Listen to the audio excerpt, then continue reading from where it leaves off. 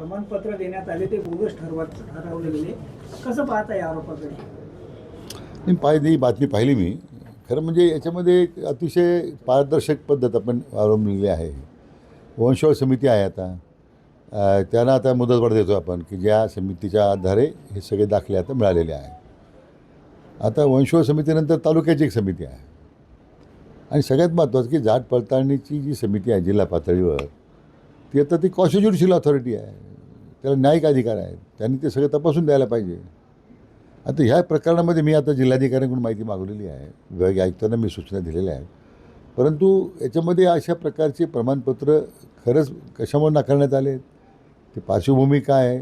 परंतु जरांगे पाटलांना मला एवढीच विनंती करायची आहे की ज्या प्रमाणात आपण दाखले द्यायला सुरुवात केली, आता हजारो मुलांना दाखले मिळाले, जात पडताळणी व्हायला लागली, गॅजेटची अंमलबजावणी व्हायला लागली. आता एखादा अपवाद झाला असेल एखाद्या 2 प्रकरणामध्ये, तर त्याची एकदा कारणमीमांसा करावं लागेल, कशामुळे होतं ते. कोणी जाणीवपूर्वक करत नाही आहे हे मला निश्चित सांगितलं पाहिजे. कोणाचं ते या उलट आता अनेक प्रकरणांमध्ये म्हणजे शिष्यवृत्ती असेल विद्यार्थ्यांची किंवा PhD धारकांची संदर्भामधला मुद्दा होता, अधिसंख्या पदाचा मुद्दा होता. असे अनेक निर्णय आपण केले, त्याचे अध्यादेशसुद्धा आपण काढलेत. आता एखादा मुद्दा जर असा कशामुळं दाखले नाकारलेले आहेत त्याची आपण चौकशी करू.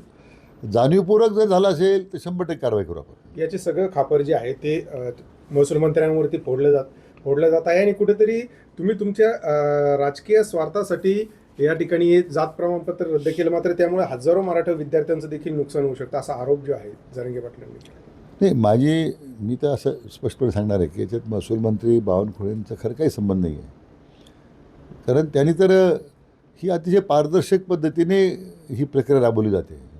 म्हणून म्हटलं की ह्या सगळ्या ज्या जात पडताळणीचे मधून मिळाले दाखले हे नंतर बोगस ठरवण्यात आलेत, का नाकारण्यात आले, नंतर त्याची चौकशी करून आपण.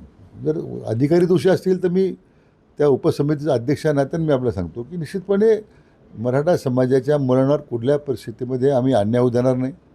आणि कोणी अन्याय करण्याचा प्रयत्न करत असेल कोणी अधिकारी, तर त्यांनासुद्धा त्यांच्यावरसुद्धा 100% कारवाई होईल. परंतु विनाकारण मंत्री महोदयांचं किंवा त्यामध्ये नाव घेऊन तेही प्रक्रिया करतात असं म्हणणं चुकीचं आहे. एका बावनकुळेंसाठी तुम्ही जर मराठा समाजाचं नुकसान करणार असाल तर तुमचे 15 ते 20 आमदार मी भविष्यामध्ये पाडू शकतो असा इशारा त्यांनी दिला आहे. नाही, मला जरांगे पाटलांना विनंती करायची होती की एकदा जे वास्तव जे आहे ना ते एकदा तुमच्यासमोर आम्ही मांडतो. मी त्यांना भेटणारच आहे आता, कारण 2-3 वेळा पत्रकार परिषद त्यांची नुकतीच झाली. आणि मला वाटतं मी न्यायमूर्ती शिंदेसाहेब जे आहेत आमच्या समितीचे, त्यांना आपण अध्यक्ष केलं होतं, तर शिंदेसाहेबांची माझी आज सकाळी चर्चा झाली की याच्यामध्ये एकदा आपल्या स्तरावरच एकदा मान्य जरांगे पाटलांना बोलावून त्यांनी उपस्थित केलेले जे मुद्दे आहेत त्याच्या एकदा केव्हा तरी याचं स्पष्टीकरण देण्याची आवश्यकता आहे. कारण विनाकारण गैरसमजुतीमध्ये मग मराठा समाजाच्या वर अन्याय कोणी करायला निघालं असं जी त्यांच्या मनात भावना असेल तर ती चुकीची आहे. असं कोणी समाजावर अन्याय करण्याची भूमिका कोणाची नाही आहे, कोणत्या मंत्र्यांची नाही आहे. आणि उलट माननीय मुख्यमंत्री महोदयांनी याच्यामध्ये आम्ही ज्या चर्चा केल्या त्यांच्याबरोबर आणि ज्या मागण्या होत्या, मला वाटतं पहिल्यांदाच एवढं सकारात्मक पाऊल राज्य सरकारनं उचललेलं आहे.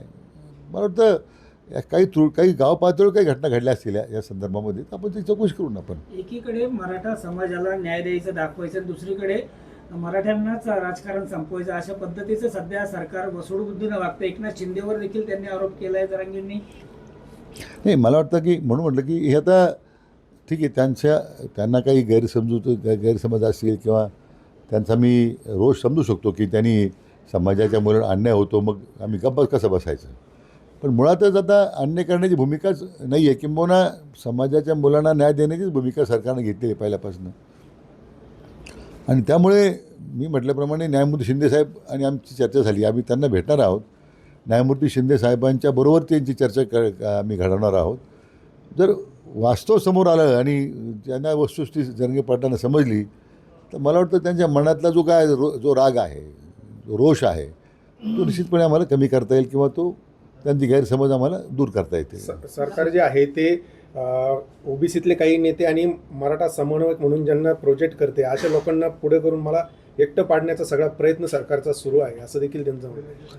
नाही, जरांगे पाटील कधीच एकटे नव्हते. नाही तर सरकारने त्यांच्याशी काय चर्चा केली असती मग.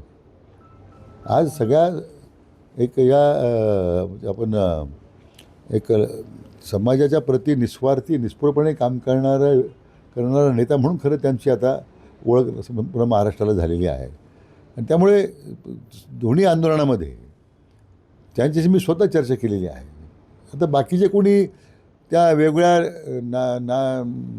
नावाखाली जर काही वेगळे करत असतील तर ते आमच्या दृष्टीने त्याला काही फार महत्त्व नाही आहे.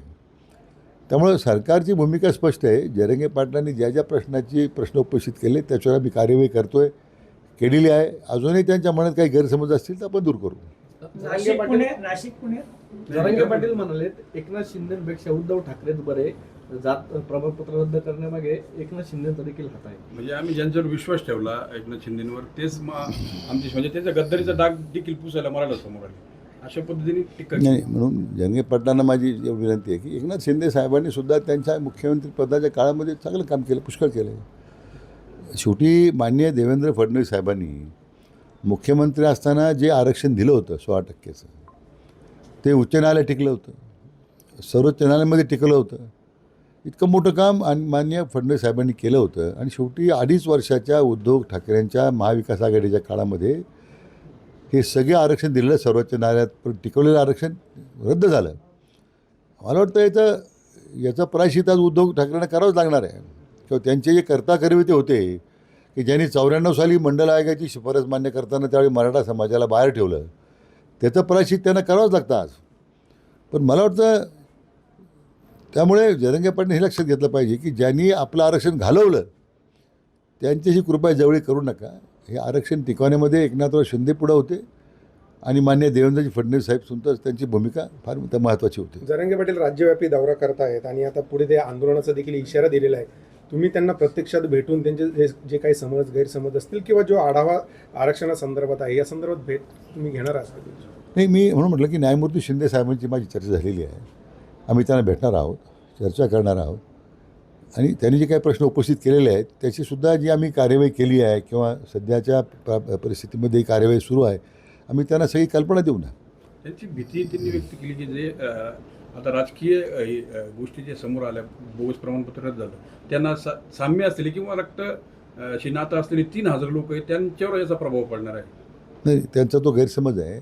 असा कोणताही प्रभाव 3,000 लोकांवर पडत नाही आहे. ह्या स्पॉरेडिक केसेस आहेत का अशा 2-3 लोकांच्या ज्या निवडून आलेल्या पुढे. आता आम्ही जेव्हा प्रशासनाची माहिती मागवतो त्यावेळी ते फॅब्रिकेटेड डॉक्युमेंट त्यांनी दिले होते अशी माहिती समोर येते. आता फॅब्रिकेट होते का, की वस्तुस्थितीमध्ये अधिकाऱ्यांनी मग जाणीवपूर्वक अन्याय केला का, हे आपण तपासू ना. पण त्याचा परिणाम अन्य 3,000 लोकांवर होईल असं अजिबात नाही आहे. सर